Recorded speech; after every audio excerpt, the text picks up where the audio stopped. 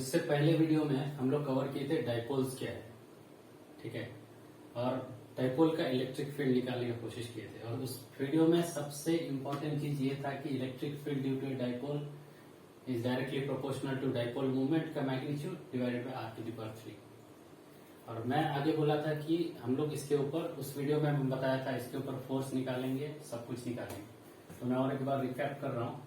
तो electric field due to dipole ये क्या होता है?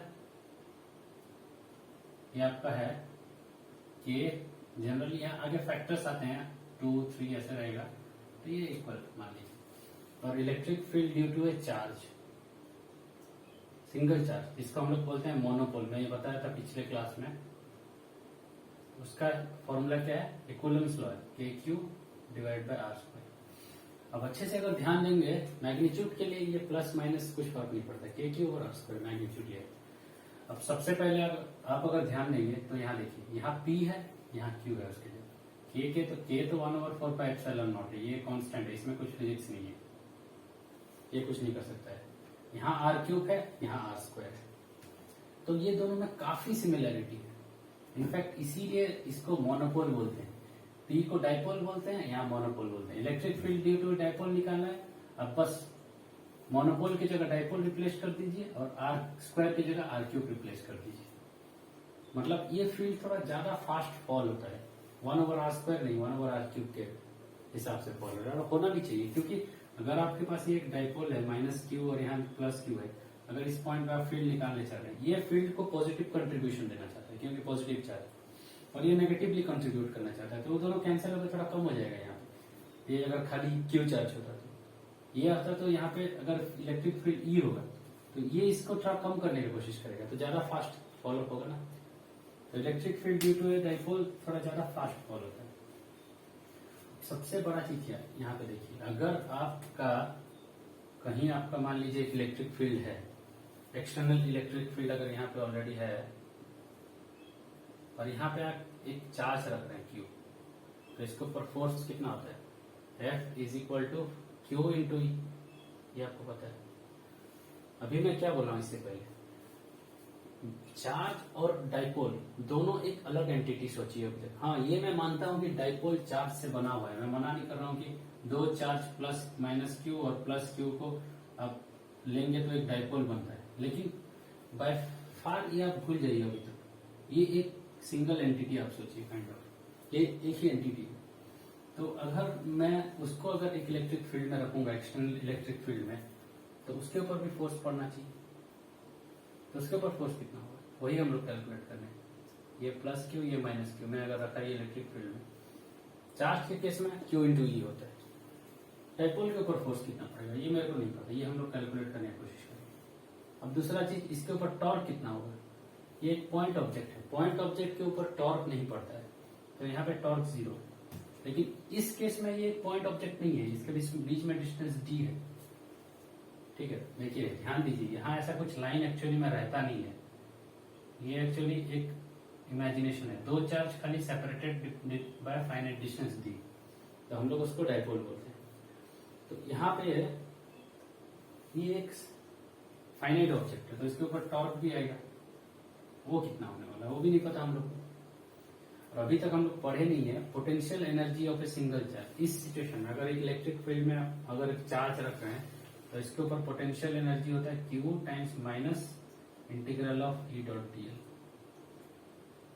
ये आपका ये हम लोग बाद में पढ़ेंगे, ठीक है, कोई बात नहीं, अभी तक नहीं, क्योंकि पोटेंशियल एनर्जी थोड़ा सटल कॉन्सेप्ट है, इतना साइंस आपको वहां बहुत कंफ्यूजन करेगा। इनफैक्ट यहाँ हम लोग आज देखिए, यहाँ एक पोटेंशियल एनर्जी है, तो अगर एक इलेक्ट्रिक फील्ड में डाइपोल को भी रख लें, क्योंकि ये इतना एनालोगस है कि जो चीज इसके लिए आप डिफाइन कर रहे हैं, इसके लिए भी उतना ही डिफाइन कर सकते हैं।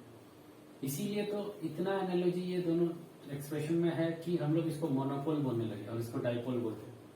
चार्ज को मोनोपोल बोलते हैं, क्योंकि अगर कोई भी एक्सप्रेशन है, R की जगह r³ रख दे रहे हैं और Q की जगह डाइपोल मूवमेंट रख देंगे, तो वो एक्सप्रेशन में भी मतलब बहुत सिचुएशन में तो इलेक्ट्रिक फील्ड इसके लिए हो जाएगा, मतलब डाइपोल के लिए हो जाएगा। लेकिन ये चीज पूरा सही नहीं है, तो आप केयरफुल रहिए, ठीक है। तो यहाँ पे पोटेंशियल एनर्जी कितना होगा, यहाँ पे कुछ पोटेंशियल एनर्जी स्टोर होगा, तो वो कितना होने वाला, ये क्यों स्टोर होगा। देखिए, अगर आप एक मास के एग्जांपल ले लीजिए।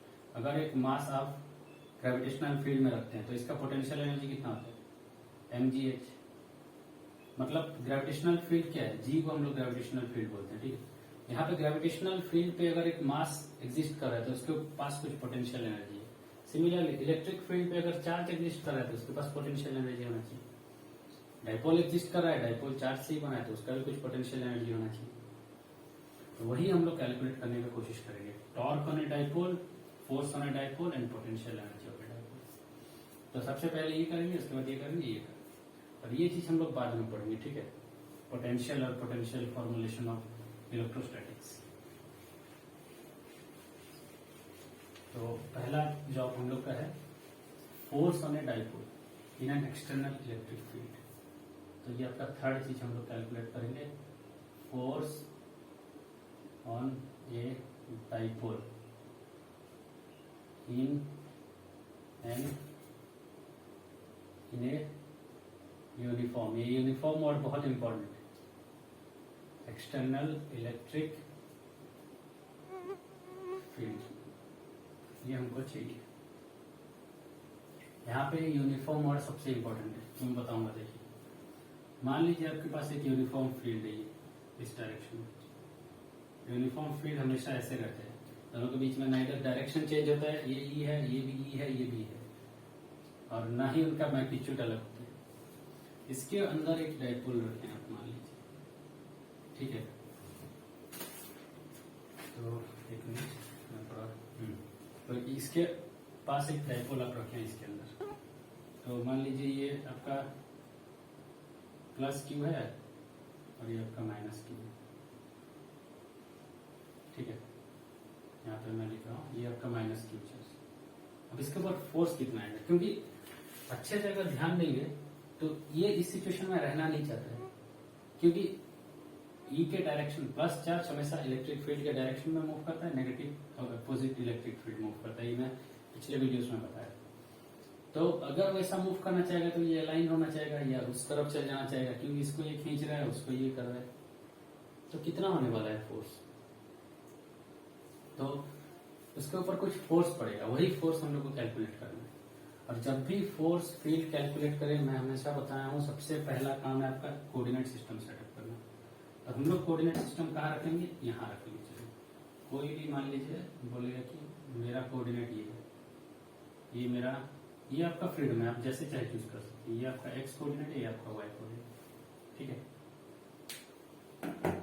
अब समझ गए, आप जैसा चाहें कोऑर्डिनेट सिस्टम सेटअप कर सकते हैं। ये फिजिक्स आपको ये फ्रीडम आपको देता है। एक मिनट, तो हाँ, तो वंस आप कोऑर्डिनेट सिस्टम सेटअप कर दिए तो अब क्या करें, ये डिस्टेंस डी है, ध्यान दीजिए। तो फोर्स ऑन प्लस चार्ज कितना होगा, ये प्लस चार्ज क्या करेगा, इलेक्ट्रिक फील्ड इसको रिपेल करने की कोशिश करेगा, इस तरफ लेने का, अपना डायरेक्शन। तो सबसे पहला चीज, इलेक्ट्रिक फील्ड का डायरेक्शन क्या है, E times I cap, X direction में। मैं अपना कोऑर्डिनेट ऐसे ओरिएंट किया हूं कि इलेक्ट्रिक फील्ड एक्स डायरेक्शन में है। तो फोर्स ऑन प्लस चार्ज क्या होने वाला है, क्यू टाइम्स ई, और डायरेक्शन क्या होगा, आई कैप में। और नेगेटिव चार्ज के ऊपर फोर्स कितना पड़ेगा, ये इसको अपने तरफ खींचने की कोशिश करेगा, तो उसका मैग्नीट्यूड क्यू टाइम्स ई होगा, लेकिन माइनस आई कैप के डायरेक्शन, ठीक है। तो ये दोनों को अभी नेट फोर्स कितना होगा, यहाँ पे लिख रहा हूं, नेट ये कितना होने वाला है, क्यू टाइम्स ई, यस 9 नहीं है, क्यू है, ठीक, टाइम्स आई कैप, ये कितना होगा, यहाँ मैं लिख दे रहा हूँ एफ प्लस, दोनों का add, vector addition, plus F minus, ये दोनों को वेक्टोरिकली ऐड करेंगे। तो ये कितना होगा, क्यू टाइम्स ई आई कैप माइनस क्यू टाइम्स ई आई कैप, और ये 0 हो रहा है। लेकिन बहुत बड़ा चीज यहाँ पे एक है, इंपॉर्टेंट चीज, जो कि अक्सर लड़के भूल जाते हैं, नेट फोर्स 0 है प्रोवाइडेड फील्ड मतलब इलेक्ट्रिक फील्ड इज यूनिफॉर्म। अगर एक्सटर्नल इलेक्ट्रिक फील्ड यूनिफॉर्म नहीं है तो ये नेट फोर्स 0 नहीं होने वाला। अब ये फैक्ट हम लोग कहाँ यूज किए, फील्ड यूनिफॉर्म है, ताकि ये फैक्ट तभी होल्ड कर रहा है, हम लोग यहाँ यूज किए। देखिए, प्लस चार्ज के ऊपर फोर्स क्यू ई है, प्लस चार्ज के ऊपर फोर्स क्यू इंटू ई है, और नेगेटिव चार्ज के ऊपर भी मैग्नीट्यूड क्यू इंटू ई है, फर्स्ट डायरेक्शन उस तरफ, ठीक है। मतलब इस पे फोर्स इस तरफ पड़ रहा है, इसके फोर्स इस तरफ F प्लस, और इस पे फोर्स इस तरफ पड़ रहा है ये F माइनस। लेकिन ये दोनों इक्वल एंड अपोजिट, मैग्नीट्यूड दोनों का सेम है, डायरेक्शन अपोजिट है, लेकिन मैग्नीट्यूड सेम है बोल के कैसे पता चला आपको? दोनों के टाइम दोनों के पास ई कैसे लिख सकते हो? क्योंकि इलेक्ट्रिक फील्ड हर पॉइंट पे सेम है, यहाँ इलेक्ट्रिक फील्ड ई है, यहाँ भी इलेक्ट्रिक फील्ड ई है, मैग्नीट्यूड हर तरफ सेम है इलेक्ट्रिक फील्ड का, डायरेक्शन भी यूनिफॉर्म है। इसीलिए अगर फील्ड यूनिफॉर्म नहीं होता, यहाँ थोड़ा ज्यादा होता है, यहाँ थोड़ा कम होता है, यहाँ थोड़ा ज्यादा कहीं पे, तो ये सम में ये दोनों एक्जैक्टली एक दूसरे को कैंसिल नहीं करते। वेक्टर्स तभी कैंसिल करते हैं जब उनका मैग्नीट्यूड सेम हो और डायरेक्शन अपोजिट हो, तो ये दोनों एक दूसरे को परफेक्टली कैंसिल नहीं करते और ये जीरो नहीं होता। तो नेट फोर्स तभी जीरो होगा जब आप एक यूनिफॉर्म एक्सटर्नल इलेक्ट्रिक फील्ड में। तो तीसरा चीज हम लोग को क्या मिला? Net force on a dipole is equal to zero. लेकिन ये इंपॉर्टेंट है, provided external field is uniform. अगर नहीं है तो फोर्स जीरो नहीं होगा, ठीक है। तो अभी दूसरा चीज, पहला हम लोग फोर्स कैलकुलेट कर दिए, तो मतलब फोर्स जीरो है मतलब क्या? ये डाइपोल मूवमेंट जो है, ये डाइपोल जो है, डाइपोल मूवमेंट सॉरी डाइपोल और डाइपोल मूवमेंट सेम चीज नहीं होती। ये डाइपोल के ऊपर फोर्स जीरो है, तो ये होल क्वांटिटी ना इधर मूव करेगा ना इधर मूव करेगा, कहीं मूव नहीं करेगा यूनिफॉर्म एक्सटर्नल इलेक्ट्रिक फील्ड। ये ट्रांसलेशनल मोशन नहीं करेगा क्योंकि इसके ऊपर फोर्स जीरो है। फोर्स जीरो है मतलब क्या? F is equal to ma, that implies acceleration is zero. अगर जीरो एक्सेलरेशन है और ये पहले से वेलोसिटी जीरो है, तो इसका वेलोसिटी और चेंज नहीं होगा, तो ये ऐसे ही रहेगा। अगर आप इसको कॉन्स्टेंटली ऐसे फेंक दिए तो ये कांस्टेंट वेलोसिटी में जाएगा, ठीक है। तो हमेशा ध्यान रखिए, ट्रांसलेशनल इक्विलिब्रियम मतलब उसके ऊपर फोर्स जीरो है, तो ये मूव नहीं करेगा क्योंकि ऑलरेडी मूव नहीं कर रहा है पहले से, तो ये बाद में भी नहीं मूव करेगा एक कांस्टेंट इलेक्ट्रिक फील्ड पे, ठीक है। इसका मतलब ये नहीं कि ये रोटेट नहीं करेगा, याद रखिए ये मूव नहीं करेगा, ऐसे ऐसे नहीं जाएगा आगे पीछे, रोटेट कर सकता है। तो दूसरा चीज हम लोग निकालेंगे टॉर्क। हाँ, और एक चीज मैं भी बता रहा हूँ क्योंकि ये बहुत क्रूशियल होने वाला है। दूसरा चीज ये है कि हमेशा आपको कोऑर्डिनेट सिस्टम ध्यान रखना है, ठीक है। टॉर्क जब इवेल्युएट करेंगे ये बहुत इंपॉर्टेंट होने वाला है। चलिए मैं टॉर्क करता हूँ। तो सेकंड जब हम लोग क्या है, torque on a dipole, force evaluate कर दिए, अब torque on a dipole in an uniform action, torque. तो सेम डायग्राम हम लोग को हेल्प करेगा, लेकिन अभी थोड़ा बहुत चीजें डिफिकल्ट होने वाला है। डिफिकल्ट तो नहीं बोल सकता, थोड़ा इसको अच्छे से समझिए क्योंकि ये थोड़ा कंफ्यूजिंग होते हैं। देखिए सेम ही चीज से हम लोग टॉर्क इवेल्युएट कर सकते हैं। टॉर्क का फॉर्मूला क्या है? फोर्स मतलब मैं डायरेक्शन को नहीं ले रहा हूं, खाली magnitude into perpendicular distance from origin, ठीक है। तो टॉर्क इवेल्युएट करने के लिए आपको एक ओरिजिन चाहिए, बिना ओरिजिन के टॉर्क इवेल्युएशन नहीं हो सकता है। और टॉर्क का वैल्यू डिपेंड करेगा ओरिजिन आप कहां सिलेक्ट कर रहे हैं, ठीक है। तो ये आपको रोटेशनल डायनेमिक्स में 11th क्लास में बोला गया होगा कि टॉर्क का वैल्यू डिपेंड करता है आपका एक्सिस ऑफ रोटेशन क्या है। तो ये तो एक्सिस ऑफ रोटेशन मतलब ओरिजिन काइंड ऑफ सोचिए, यहाँ पे एक्सिस ऑफ रोटेशन है, तो डिपेंड करेगा ओरिजिन आप कहां सिलेक्ट कर रहे हैं। तो क्या करें, आप कहाँ ओरिजिन सिलेक्ट करें, क्योंकि हर जगह जहां जहां ओरिजिन सिलेक्ट करेंगे टॉर्क का एक्सप्रेशन अलग होने वाला है। तो चलिए क्या करते हैं मैं बताता हूँ। देखिए ऐसे सिचुएशन में हम लोग क्या करते हैं, एक सिलेक्ट करते हैं कोऑर्डिनेट सिस्टम जो कि बेस्ट होता है, बेस्ट नहीं मतलब एक अच्छा कोऑर्डिनेट सिस्टम होता है जो कि हम ऑलरेडी सिलेक्ट किए। आपका भाई आके बोल सकता है मैं यहाँ कोऑर्डिनेट सिस्टम एक्स मेरा ये है, वाई ये है, मेरा ओरिजिन यहाँ है, ये भी सिलेक्ट कर सकते हैं, कोई बात नहीं। आपको एक अलग एक्सप्रेशन टॉर्क का सेम एक आंसर अलग मिलेगा लेकिन एक्सप्रेशन सेम मिलेगा। इसका मतलब क्या है, मतलब क्या है देखिए, मैं इसको पहले इसमें इवेल्युएट करता हूं, आप ऑटोमेटिकली समझ जाएंगे क्या है। तो ये मेरा ओरिजिन है, तो पहले ये क्या होगा, force on minus sign, minus charge into distance from origin of the negative charge plus force on positive charge from distance perpendicular distance from origin of the positive charge. मैं इसको डी माइनस डी प्लस लिख रहा हूँ, लेकिन origin आपका negative charge पे है, तो नेगेटिव चार्ज का ओरिजिन मतलब नेगेटिव चार्ज के ऊपर जो फोर्स मतलब परपेंडिकुलर डिस्टेंस है ओरिजिन, वो तो जीरो होने वाला है, तो ये टर्म तो जीरो है, एफ माइनस इंटू जीरो, क्योंकि ओरिजिन ही आपका नेगेटिव चार्ज पे है, तो परपेंडिकुलर डिस्टेंस कहां से आया फ्रॉम ओरिजिन। अब दूसरा चीज है ये पॉजिटिव चार्ज, इसके ऊपर इसका डिस्टेंस कितना है, ये है आपका परपेंडिकुलर डिस्टेंस, ये अगर डी है और इसके ऊपर थीटा लेते हैं तो ये होगा डी साइन थीटा। तो यहाँ पे परपेंडिकुलर डिस्टेंस कितना है, एफ प्लस कितना होगा, एफ प्लस होगा क्यू इंटू ई, क्यू टाइम्स ई, डी प्लस आपका ये है डी साइन थीटा। तो ये क्या होगा, क्यू डी इंटू ई साइन थीटा। अब क्यू डी क्या है देखिए, क्यू इंटू डी क्या है, क्यू चार्ज इंटू डाइपोल, ये क्या है मैग्नीट्यूड ऑफ पी, मतलब जिसको खाली हम पी लिखते हैं, मैग्नीट्यूड वेक्टर डायरेक्शन नहीं दे रहे हैं, तो ये क्या होगा P E sine theta. Torque का मैग्नीट्यूड ये है। अब बोलेंगे कि आप मेरे को कि ये तो आप इस कोऑर्डिनेट सिस्टम में इवैल्यूएट कर दीजिए, दूसरा कोऑर्डिनेट में क्या होगा, अलग होगा, क्योंकि टॉर्क डिपेंड करता है अलग, हर एक कोऑर्डिनेट सिस्टम में अलग अलग वैल्यूज होंगे, हाँ होंगे, लेकिन एक्सप्रेशन सेम होंगे। मतलब ये कैसे होते हैं बोलिए, देखिए जब भी आपको एक प्रॉब्लम है, ये आगे भी फिजिक्स में बहुत होते हैं, मतलब general theory of relativity Einstein में, चलिए एक इंटरेस्टिंग चीज आपको बताता हूँ, GTR मतलब इसको बोलते हैं जनरल थ्योरी ऑफ रिलेटिविटी, ये आइंस्टाइन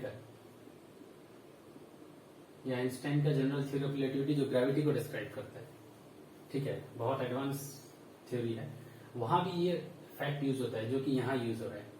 हम लोग क्या करते हैं, वहां एक प्रॉब्लम जब होता है ना, तो हम लोग क्या करते हैं, सबसे इजी कोऑर्डिनेट सिस्टम सेटअप करते हैं। यहाँ पे एक इजी कोऑर्डिनेट सिस्टम ये है, एक डिफिकल्ट कोऑर्डिनेट सिस्टम ये है, कोई बोलेगा मैं यहाँ पे एक्स ये मेरा लूंगा, ये वाई, यहाँ पे मैं ओरिजिन सेलेक्ट करूंगा, तो ये आपका डिफिकल्ट कोऑर्डिनेट है, क्योंकि यहाँ से फिर डिस्टेंसेस आपको मेजर करना पड़ेगा, यहाँ से मेरे को क्या पता कितना दूर है, तो ये अच्छा नहीं। तो ये एक इजी कोऑर्डिनेट हम लोग सिलेक्ट किए, तो ऐसे इजी कोऑर्डिनेट सिलेक्ट करते हैं। उसके बाद हम लोग इक्वेशन सबको सॉल्व करते हैं, जो जो हम लोग को करना है, एक आंसर मिलता है जो कि उसी कोऑर्डिनेट में वैलिड है, ये अभी इस कोऑर्डिनेट में वैलिड है। नेक्स्ट टास्क क्या करते हैं, इस एक्सप्रेशन को हम लोग वेक्टर फॉर्म में कन्वर्ट कर देते हैं। वंस वेक्टर फॉर्म में कन्वर्ट कर दिए तो वो एक्सप्रेशन हर एक कोऑर्डिनेट सिस्टम में वैलिड है। समझ में आया मेरा बात? अगर इसको आप वेक्टोरिकली लिखेंगे, थोड़ा डायरेक्शंस को ध्यान देंगे, तो ये होगा P क्रॉस E। अभी आप वेक्टर फॉर्म में लिख दिए, ये एक्सप्रेशन जो है ना, ये हर एक कोऑर्डिनेट सिस्टम में वैलिड है। भले ही इसको आप डिराइव इस कोऑर्डिनेट सिस्टम, इसी कोऑर्डिनेट को यूज करके किए, ये यहां तक इस कोऑर्डिनेट में वैलिड था, लेकिन वंस आप वेक्टर फॉर्म में लिख दिए तो हर एक कोऑर्डिनेट सिस्टम में वैलिड है। अगर ये आपको रियलाइज नहीं हो रहा है, ये हर जगह आप यूज करते हैं। चलिए मैं एग्जांपल लिख देता हूँ, force is equal to ma, जो न्यूटन्स इक्वेशन है। ये इक्वेशन हर कोऑर्डिनेट सिस्टम में वैलिड है। क्यों वैलिड है? क्योंकि ये वेक्टर फॉर्म में है। हर एक कोऑर्डिनेट में इसका फोर्स का वैल्यू अलग हो सकता है, एक्सेलरेशन का वैल्यू अलग हो सकता है, लेकिन ये इक्वेशन होल्ड करेगा हर एक कोऑर्डिनेट सिस्टम में, क्योंकि ये एक वेक्टर इक्वेशन है। तो जब भी आपको ऐसा प्रॉब्लम आए, कभी कभी ऐसा होता है, मतलब रियलाइज नहीं होता आपको कि वो आप कर रहे हैं बोल के। जब भी आपको प्रॉब्लम समझ में नहीं आए, कुछ करें, कुछ क्या करें, कुछ समझ में नहीं आए, जो अच्छा लग रहा है कोऑर्डिनेट सिस्टम आप उसको चूज कीजिए, ये आपका फ्रीडम है, और उस पर आप इवेल्युएट कीजिए, अपना कैलकुलेशन सब कर दीजिए, और आंसर जो आ रहा है उसको थोड़ा बाय हैंड वे भी मेथड से एक वेक्टर फॉर्म में डाल दीजिए। वंस आप वेक्टर फॉर्म में डाल दिए वो आंसर को, वो वेक्टर फॉर्म में वो आंसर हर जगह वैलिड है। हर एक कोऑर्डिनेट में भले वैल्यूज अलग आए, लेकिन वो एक्सप्रेशन होल्ड करेगा। ये in fact general theory of relativity में होता है, क्योंकि जनरल थ्योरी ऑफ रिलेटिविटी में प्रॉब्लम्स इतना डिफिकल्ट होता है कि वहां मोस्ट ऑफ द आपका एफर्ट जाता है कि एक अच्छा कोऑर्डिनेट सेटअप करना। अगर आप एक अच्छा कोऑर्डिनेट सेटअप कर दिए तो 50% प्रॉब्लम आपका सॉल्व हो गया।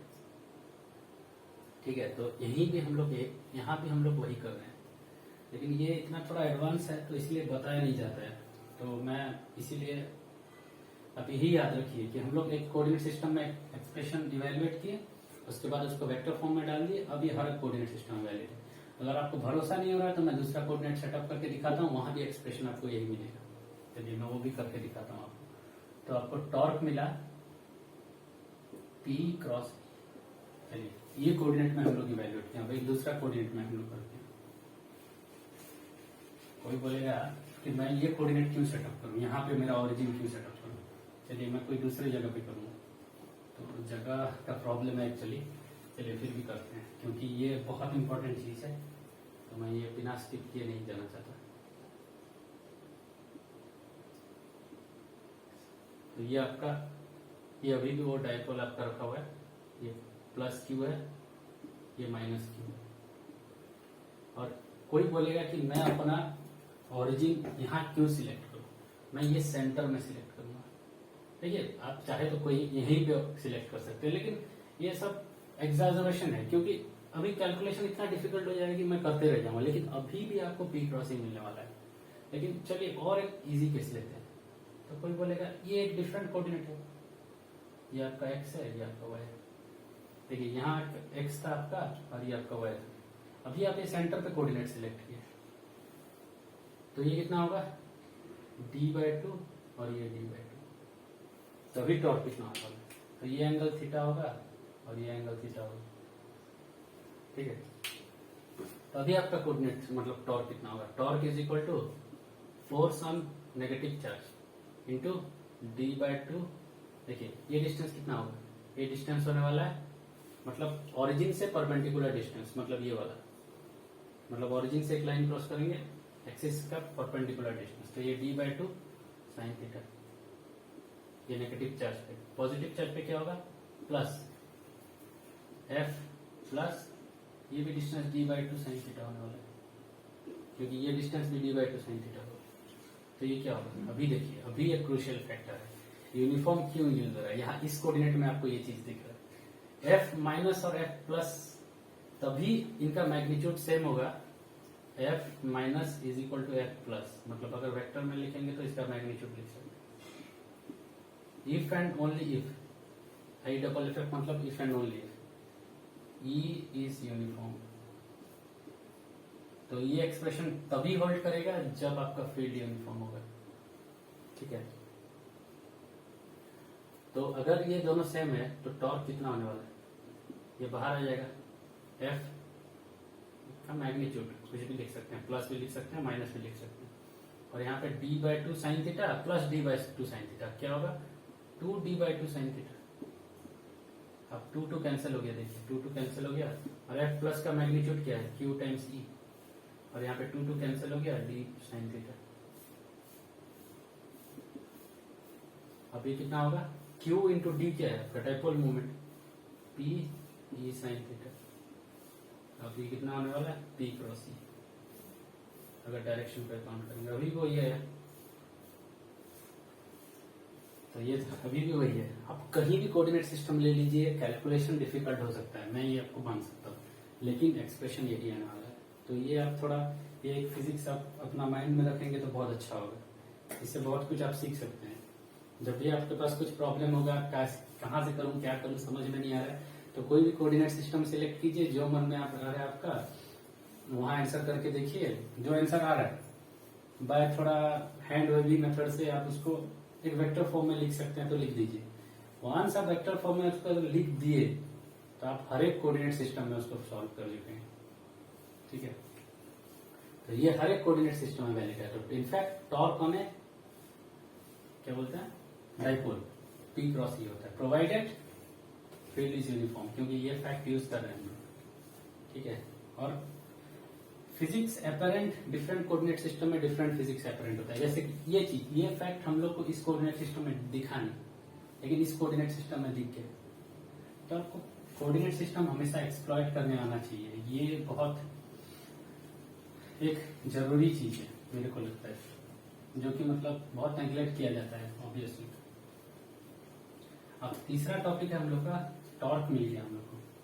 तीसरा टॉपिक है जो कि सबसे हेडेक है, सबसे कॉम्प्लिकेटेड है मेरे हिसाब से, वो है potential energy. Potential energy of a dipole in an uniform external field. Potential energy, ये फिफ्थ टॉपिक है, potential energy of a dipole in an uniform, potential energy of a dipole in a uniform external field. ये क्यों headache है? क्योंकि science आपको खा जाएगा इसमें, ठीक है। तो मैं ट्राई करूंगा आपको साइंस नेगेटिव साइंस को ट्रैक रखने के लिए, लेकिन पहली बार में हो जाएगा ऐसा कहीं लिखा नहीं है, क्योंकि आज तक मैं भी गलती करता हूँ कभी कोई साइंस, क्योंकि मैं कब से पढ़ रहा हूँ ये सब चीज पढ़ चुका हूँ, फिर भी मेरा गलती होता है। तो कभी भी आपका अगर साइंस गलती हो रहा है फिजिक्स में, तो उसमें कुछ डिप्रेस्ड फील होने का जरूरत नहीं, क्योंकि वो होता है, अक्सर सबसे होता है, ठीक है। तो potential energy of A dipole, थोड़ा अच्छे से समझिए, ध्यान देके, क्योंकि यहाँ गलतियां होता है। ये आपका external electric field, uniform electric field है, और यहाँ पे आप एक डाइपोल रखती हैं ऐसे, ये नेगेटिव चार्ज है, ये पॉजिटिव चार्ज है। अब देखिए, ये मान लीजिए एंगल थीटा, छोड़िए बाद में थीटा बताऊं। अब प्रॉब्लम ये है कि ये डाइपोल ऐसा रहना नहीं चाहता है। क्यों? क्योंकि इलेक्ट्रिक फील्ड ये प्लस क्यू को रिपेल करने का, इस डायरेक्शन में एक फोर्स डालने की कोशिश करेगा, प्लस, और एफ माइनस इस डायरेक्शन में होगा, और एफ माइनस और एफ प्लस एक दूसरे को एग्जैक्टली कैंसिल कर देंगे। तो नेट फोर्स तो इसके ऊपर नहीं है, लेकिन इसके ऊपर नेट टॉर्क कुछ है। तो नेट टॉर्क है, तो ये रोटेट करने की कोशिश करेगा, तो ये इस पोजीशन में रहना ही नहीं चाहेगा, ये आके ऐसे रह जाएगा, क्योंकि तभी जाके, और ऐसे भी देख सकते हैं, ये प्लस चार्ज है, उस तरफ फोर्स पड़ा है नेगेटिव, और ये फोर्स एक दूसरे के इक्वल है, तो ये क्या होगा, ये चीज रोटेट हो जाएगा, ये ना इधर जाएगा ना और इधर जाएगा। तो इस पोजीशन में रखने के लिए आपको कुछ वर्क करना पड़ेगा, ये इस पोजीशन में रहना नहीं चाहता है। जैसे कि एक ग्रेविटेशनल फील्ड में आप एग्जाम्पल ले लीजिए, अगर एक मास यहाँ पे है, ये मास यहाँ पे क्यों बैठा है, ये यहाँ पे रहना नहीं चाहता, ये ग्राउंड पे अगर टच करना चाहता है, आप जबरदस्ती इसको पकड़े हुए तभी जाके है, और इसको पकड़ने में एनर्जी वेस्ट हो रहा है, ऐसे पकड़ने में मेरे को कुछ एनर्जी खर्चा करना पड़ रहा है। तो इसको इस पोजीशन में रखने के लिए आपको एनर्जी वेस्ट करना पड़ेगा, वर्क करना पड़ेगा इससे। तो पोटेंशियल, तो इसको हम लोग क्या बोलते हैं दूसरे लैंग्वेज में, ये यहाँ रहना नहीं चाहता है। अगर वंस आप इसको छोड़ दिए, तो ये सारा एनर्जी अपना काइनेटिक एनर्जी में कन्वर्ट करके ग्राउंड पे आके बैठ जाएगा, ये पोटेंशियल एनर्जी काइनेटिक एनर्जी पे कन्वर्ट हो जाएगा। तो इसके अंदर एनर्जी स्टोर्ड है बाय फैक्ट कि ये एक ग्रेविटेशनल फील्ड पे है, और उस ऐसा पोजीशन में है जहां ये रहना नहीं चाहता। तो ये भी वही है, इसके ऊपर आप वर्क किए हैं इस तक, यहां तक लेने के लिए, तो आपका वर्क इस पे पोटेंशियल एनर्जी के हिसाब से स्टोर है। तो यहाँ जो आप पकड़े हुए हैं, इसके पास कुछ एनर्जी है जो कि वो रिलीज करना चाहता है, रिलीज करके ये ऐसे हो जाना चाहता है। तो हमेशा ध्यान रखिए, डाइपोल एक इलेक्ट्रिक फील्ड में रोटेट करने की कोशिश करता है। इनफैक्ट इसी प्रिंसिपल से आपका ओवन भी चलता है। ओवन एक अल्टरनेटिंग इलेक्ट्रिक फील्ड, एक माइक्रोवेव क्या होता है, माइक्रोवेव होता है, यहाँ आपका खाना है जिसमें वाटर कंटेंट होता है, और वाटर के पास एक डाइपोल मूवमेंट होता है, और यहाँ पे एक इलेक्ट्रिक फील्ड दिया जाता है, जो इलेक्ट्रिक फील्ड अपना डायरेक्शन बहुत फास्ट, अराउंड माइक्रोवेव 10⁶, मेरे को एग्जैक्ट नंबर पता नहीं है, फ्रीक्वेंसी रहता है, मतलब 10⁶ टाइम्स ये फील्ड एक सेकंड में अपना डायरेक्शन बदलता है। कभी इस डायरेक्शन में, तो फिर इस डायरेक्शन में आ जाएगा, ऑपोजिट डायरेक्शन में ये हो जाएगा। ये 1 मिलियन टाइम्स अराउंड पर सेकंड बदलता है। तो डाइपोल क्या होगा इलेक्ट्रिक फील्ड में, अगर इलेक्ट्रिक फील्ड इस डायरेक्शन में है, डाइपोल इस तरफ रोटेट करने की कोशिश करेगा, क्योंकि डाइपोल का डायरेक्शन देखिए नेगेटिव से पॉजिटिव होता है, ये डायरेक्ट डाइपोल का direction, dipole movement.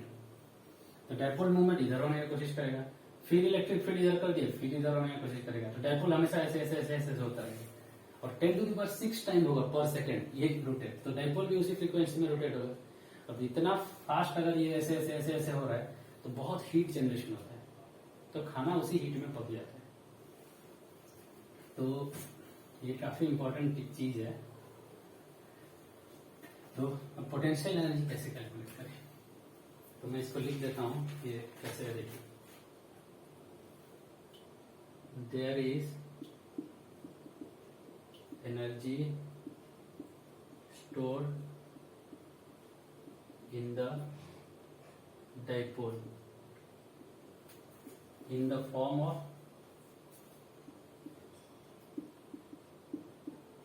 potential energy, ठीक है, बिकॉज इसलिए है इट वांट्स टू रोटेट, मतलब उस पोजीशन में वो रहना नहीं चाहता है, उसी के लिए उसके पास एनर्जी स्टोर है। एक बार छोड़ दिए तो रोटेट करके अपना इसमें आ जाएगा, इस पोजीशन में आ जाएगा। तो पोटेंशियल एनर्जी उस पर कितना स्टोर होगा, इसको हम लोग डेल्टा यू लिखते हैं।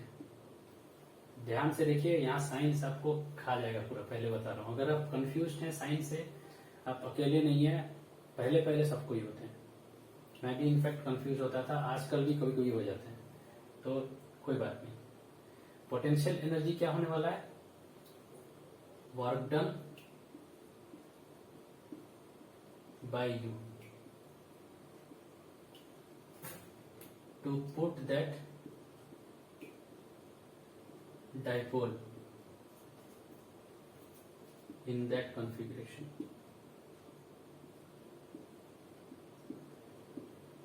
उस कॉन्फ़िगरेशन में आप वो डाइपोल को डाले हैं, यहां से एंगल थीटा रखे हैं, मान लीजिए ये थीटा, इस थीटा में आप जो रखे हैं, उस इस कॉन्फ़िगरेशन में आप उसको जो रखे हैं, उसके लिए आपको कुछ वर्क करना पड़ा है, क्योंकि वो रहना नहीं चाहता था, बस जबरदस्ती आप इसको लाके इधर रखे और पकड़े भी हुए हैं, छोड़ देंगे तो फिर वही आ जाएगा। तो आप कुछ वर्क किए, अब कितना वर्क किए, वही उसका जितना आप वर्क किए हैं इस पे उतना एनर्जी स्टोर हो गया, क्योंकि एनर्जी कंजर्वेशन यही बोलते हैं।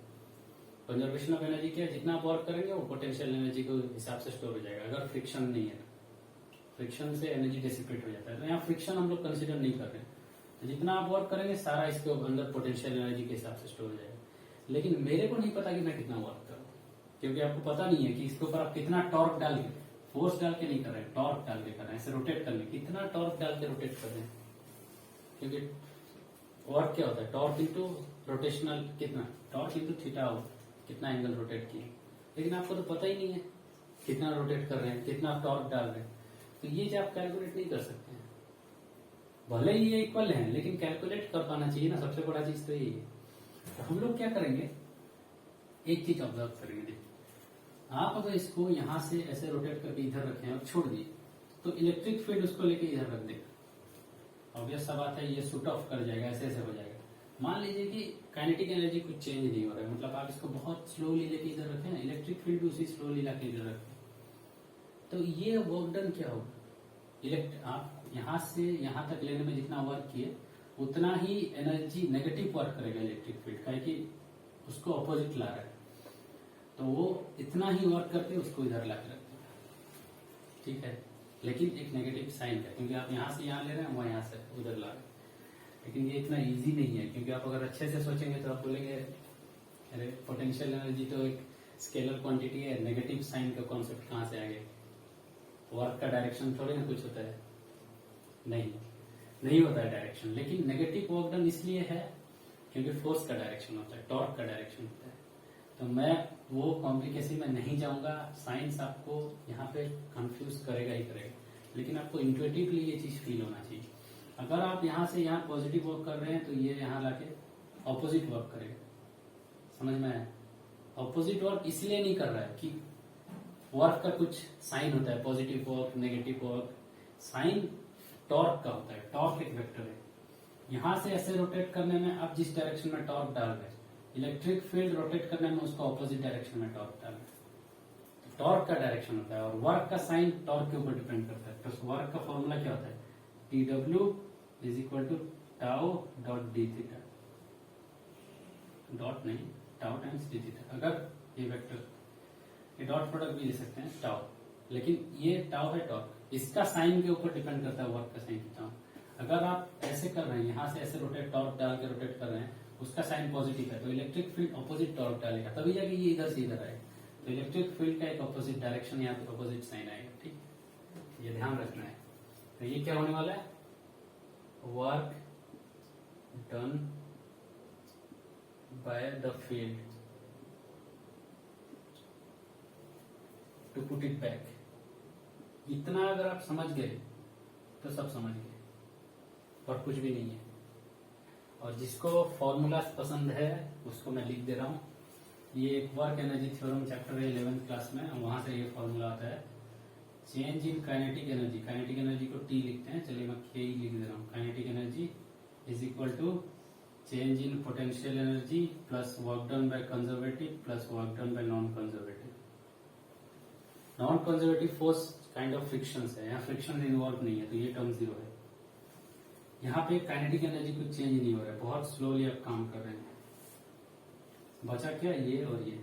तो चेंज इन पोटेंशियल एनर्जी कितना होगा, minus work done by conservative force. और कंजर्वेटिव फोर्स यहाँ पे कौन है, इलेक्ट्रिक फोर्स कंजर्वेटिव फोर्स है। तो इलेक्ट्रिक फील्ड फोर्स जितना वर्क कर रहा है उस पर अगर नेगेटिव साइन डाल दिए तो आपको पोटेंशियल एनर्जी मिलेगा, वही लिखे। तो ये फॉर्मूला काफी यूज होता है, तो आपको फॉर्मूले से भी समझना है तो समझ जाइए, लेकिन मेरे हिसाब से फिजिक्स को समझिए, ज्यादा बेटर होगा। ये मोस्ट कंफ्यूजिंग पार्ट है पोटेंशियल एनर्जी फॉर्मुलेशन का, ठीक है। अगर इतना समझ गए तो सब समझ गए। तो potential energy is equal to minus, ये क्या होगा, work done by the field. तो फील्ड का टॉर्क अगर थीटा है, क्योंकि अभी इसको आप कैलकुलेट कर सकते हैं, इसको नहीं कर सकते क्योंकि टॉर्क आपको पता है। वर्क डन बाय फील्ड कितना होगा, ये क्या होगा, integration of minus dw that is equal to minus integration of w क्या होता है, टाउ डी थीटा। अब ये टाउ आपको पता है, इलेक्ट्रिक फील्ड कितना टॉर्क डाल रहा है वो आपको पता है, उसका एक्सप्रेशन। आप कितना टॉर्क डाल रहे थे वो आपको नहीं पता था, तो ये भले ही इजी लग रहा है लेकिन ये टॉप पार्ट आप कैलकुलेट नहीं कर सकते हैं क्योंकि आपको टॉर्क नहीं पता है। तो इसको हम रिफॉर्म कर दिए दूसरे वर्ड और इसको कैलकुलेट किया, बस एक नेगेटिव साइन डालेंगे तो वही मिल जाएगा, ठीक है। अभी यहां तक अगर समझ में आ गया तो आप सब कुछ समझ गए और कुछ भी नहीं है कैलकुलेशन, इसके आगे बस मैथ्स है, फिजिक्स यहाँ खत्म हो गया। तो आगे करेंगे हम इसको कैलकुलेट इस पार्ट से। तो चलिए मैं इसको मिटाता हूँ, अभी इसको कैलकुलेट करूंगा।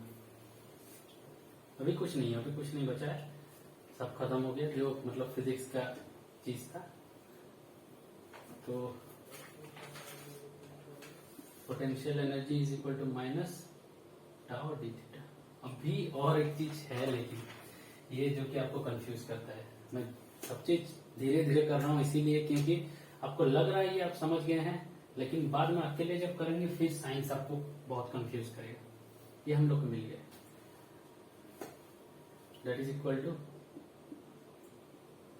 इंटीग्रेशन ऑफ टॉर्क क्या है, टॉर्क का बस मैग्नीट्यूड लेना है, तो P sine theta D theta. लेकिन लिमिट्स क्या पड़ेगा, अभी सबसे बड़ा चीज ये, आप अगर मान लीजिए थीटा 1 से थीटा 2 ले रहे हैं तो इलेक्ट्रिक फील्ड कहां से ला रहा है, थीटा। आप अगर, चलिए आप ये यू लिख रहा हूं मैं यहाँ पे, आप अगर यू थीटा आई से थीटा एफ जा रहे हैं, थीटा आई 0 डिग्री था मान लीजिए और थीटा एफ थीटा है। आप अगर थीटा आई से थीटा एफ जा रहे हैं, थीटा इनिशियल से theta final, F I for initial F for final, तो इलेक्ट्रिक फील्ड उसका उल्टा आ रहा है, थीटा एफ से थीटा आई आ रहा है। तो इलेक्ट्रिक फील्ड के केस में ये लिमिट्स पड़ेगा थीटा एफ से थीटा आई। अभी समझ में आया कि नहीं, अच्छे से ध्यान दीजिए, मैं और एक बार बोल रहा हूँ। अगर आप थीटा आई से थीटा एफ जा रहे हैं, इलेक्ट्रिक फील्ड उल्टा आ रहा है क्योंकि आपका इलेक्ट्रिक फील्ड का जो वर्क वो उल्टा कर रहा है, वो थीटा एफ से लाके फिर थीटा आई में रख रहा है, ठीक है। तो ये लिमिट्स पड़ेगा थीटा एफ से थीटा आई, ठीक है। तो ये कितना होने वाला है, इंटीग्रेशन ऑफ थीटा आई तो थीटा एफ, साइन चेंज हो जाएगा तो लिमिट्स चेंज हो जाएगा, P E sign theta D theta. P E एक कांस्टेंट है, पी टाइम्स ई एक कांस्टेंट है तो वो बाहर आ जाएगा, P times E that implies delta U is equal to क्या होने वाला है, चलिए मैं यहाँ साइन थीटा डी थीटा और इसका इंटीग्रेशन क्या होता है, P times E cos theta minus cos theta होता है, थीटा आई तो थीटा एफ। तो ये अगर आप लिखेंगे तो क्या होने वाला है, ये खत्म हो गया। तो ये डेल्टा यू कितना होने वाला है, पी ई, ये माइनस साइन बाहर आ गया, cos theta F minus cos theta, ठीक है। तो सब मिटा रहे हैं, अभी इतना हम लोग का इम्पोर्टेंट है, ठीक है। तो यही सबसे इम्पोर्टेंट चीज है, हम लोग को मिल गया कितना, चलिए इसको मैं रख रहा हूँ, ये आपको मिल गया क्योंकि अभी भी खत्म नहीं हुआ है चीज। तो डेल्टा यू है minus P times E cos theta F minus cos theta I, ये आपका पोटेंशियल एनर्जी। लेकिन यहाँ फिर एक बड़ा प्रॉब्लम है, theta F theta I initial angle क्या था क्या है मेरे को नहीं पता। तो हम लोग क्या करते हैं, एक रेफरेंस चूज करते हैं, और ये फिर कौन परमिशन दिया आपको रेफरेंस चूज करने का? आप ऐसे सिलेक्ट सोच सकते हैं, जैसे कि हमेशा जब भी आप डील कर रहे हैं फिजिक्स के साथ, आप कोऑर्डिनेट सिस्टम चूज करने का फ्रीडम आपके पास है। वो एक फ्रीडम है, आप सिलेक्ट कीजिए जो आपका कैलकुलेशन इजी करता है। वो फ्रीडम आपको कहाँ से मिलता है? वो थोड़ा कॉम्प्लिकेटेड चीज है, कहाँ से मिलता है वो फ्रीडम आपको मिलता है, छोड़िए मैं नहीं बताऊंगा, वो फ्रीडम थोड़ा कॉम्प्लिकेटेड चीज है। ये भी एक फ्रीडम है इलेक्ट्रोडायनेमिक्स का, कि आप अपना पोटेंशियल का रेफरेंस कहाँ से चूज कर सकते हैं। इसका नाम है गेज फ्रीडम। इस फ्रीडम का नाम है गेज फ्रीडम। ये एक सिमेट्री है जो कि बहुत एडवांस लेवल पे जाएंगे तो आप चूज कर सकते हैं, और ये एक सिमेट्री आपको अलाउ करता है चूज करने को। ऐसा नहीं है कि ये बहुत अधोक है या कहीं से आगे है, आप ऐसे ऐसे कैसे अपने हिसाब से पोटेंशियल एनर्जी का रेफरेंस सिलेक्ट करते रहे, कोऑर्डिनेट सिस्टम सिलेक्ट करते रहे, नहीं, ऐसा नहीं है। नेचर का कुछ रूल्स है जो रूल्स आपको अलाउ करता है ये सब करने के लिए। तो वो रूल्स सब बहुत कॉम्प्लिकेटेड है, इसीलिए वो रूल्स मैं नहीं बता रहा हूँ। आप बस जानिए कि पोटेंशियल एनर्जी का रेफरेंस पॉइंट आप चूज कर सकते हैं, और अगर आप क्लेवरली ये रेफरेंस पॉइंट चूज करें तो ये एक्सप्रेशन को आप सिंप्लीफाई कर सकते हैं। ठीक है, और हम लोग क्या चूज करते हैं, theta I is equal to 90 degree, और थीटा आई को मान लीजिए थीटा आई लिखते हैं, थीटा लिखेंगे, मतलब आप एंगल मेजर करेंगे 90 डिग्री से। तो cos 90 कितना हो जाएगा, theta F sorry theta I, ये cos 90 कितना हो जाएगा, cos 90 जीरो होता है, और थीटा के एफ के जगह थीटा लिखना है, तो पोटेंशियल एनर्जी कितना हो जाएगा, और डेल्टा नहीं लिखते हैं, खाली यू लिखते हैं। पोटेंशियल एनर्जी कितना हो जाएगा, minus P E cos theta, that is equal to potential energy implies U is equal to minus P dot E. लेकिन ये फैक्ट को आप नहीं भूल जाइए, यहाँ पे एंगल्स हमेशा किससे मेजर करना है, theta I is equal to 90 degree से मेजर करना है। ठीक है, मतलब कहां से थीटा मेजर करना है। तो ये अब बहुत कंफ्यूजिंग करता है, तो मैं आपको एक चीज बता रहा हूँ, देखिए। तो ये सब मिटा रहा हूं, तो चलिए यहाँ पे फिफ्थ टर्म को मिला u is equal to minus P dot E. ठीक है, आपको एंगल कहां से मेजर करना है वो मैं आपको भी बताता हूँ, देखिए, क्योंकि यहाँ बता दूंगा तो कंफ्यूज हो जाएगा। ठीक है, ये सब मिटा रहा हूं। एंगल आपको इलेक्ट्रिक फील्ड से ही मेजर करना है। ठीक है, देखिए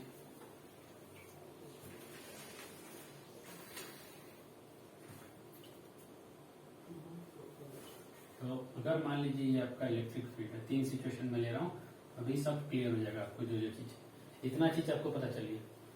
और मान लीजिए यहाँ अपना डाइपोल रखें, चलिए मैं ग्रीन में डाइपोल ड्रॉ करता हूँ अपना, ये माइनस क्यू है, ये प्लस क्यू है, और ये पी का डायरेक्शन, समझ में आया। तो हमेशा आप डायरेक्शन चूज कीजिए इलेक्ट्रिक फील्ड के साथ वो कितना डायरेक्शन बना रहा है। ठीक है, तो यहाँ पे एंगल कितना है, angle between E and P कितना है, 0 डिग्री। ठीक है, तो ये कितना हो जाएगा, u is equal to minus P cos 0 तो 1 होता है e, तो ये माइनस पी। अगर आप उसी जगह पे ऐसे लिखें, ऐसे आपका है और आपका डाइपोल ऐसे है, मतलब ये माइनस क्यू है, ये प्लस क्यू है, डाइपोल मोमेंट इस तरह, तो ये क्या हो जाएगा, u इज इक्वल टू 0 हो जाएगा, क्योंकि ये दोनों के बीच 90 डिग्री एंगल है, cos 90 0 होता है।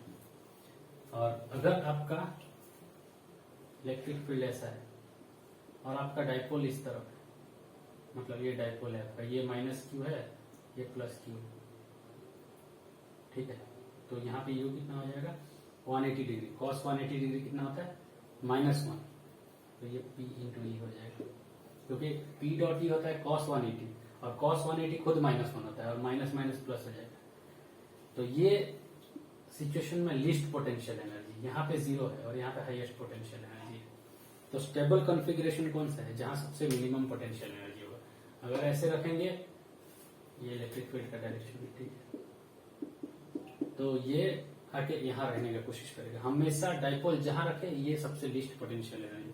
इसको अगर आप ग्राफ में प्लॉट करेंगे, ये अगर यू प्लॉट कर रहे हैं तो यहाँ पे मान लीजिए theta is equal to 90 degree और यहाँ पे theta is equal to 180 degree, यहाँ पे 180 डिग्री है, ठीक है, इलेक्ट्रिक फील्ड और इसकी डायरेक्शन। तो सबसे लीस्ट कितना है, 0 डिग्री पे, जो कि माइनस पी है। वहां पे आके, वहां से आके 90 पे 0 होता है और यहाँ पे प्लस पी हो जाता है। ये हाईएस्ट पॉइंट 180, ठीक है। तो सबसे स्टेबल कॉन्फ़िगरेशन ये है। तो इलेक्ट्रिक फील्ड यहाँ पे थीटा कौन सा है, थीटा इज एंगल बिटवीन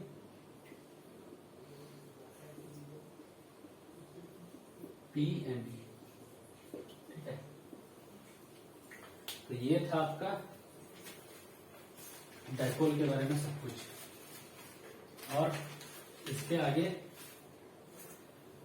और काफी चीज हम लोग पढ़ेंगे डाइपोल के बारे में जब हम लोग पोटेंशियल फॉर्मुलेशन पढ़ेंगे। पोटेंशियल के बारे में वंस पढ़ लिए तो उसके बाद डाइपोल्स के बारे में हम लोग और बहुत कुछ पढ़ने की कोशिश करेंगे। लेकिन याद रखिए, डाइपोल्स मटेरियल साइंस में सबसे ज्यादा यूज होता है। मटेरियल साइंस मतलब आपका जो जनरल यूज होते हैं, जैसे कि आपका ये बल्ब वगैरह या कोई भी मटेरियल, ये मटेरियल, ये डस्टर, प्लास्टिक वगैरह, वहाँ जनरली सब डाइपोल्स ही होते हैं क्योंकि उनके पास चार्ज नहीं होता है, वो लोग न्यूट्रल ऑब्जेक्ट है।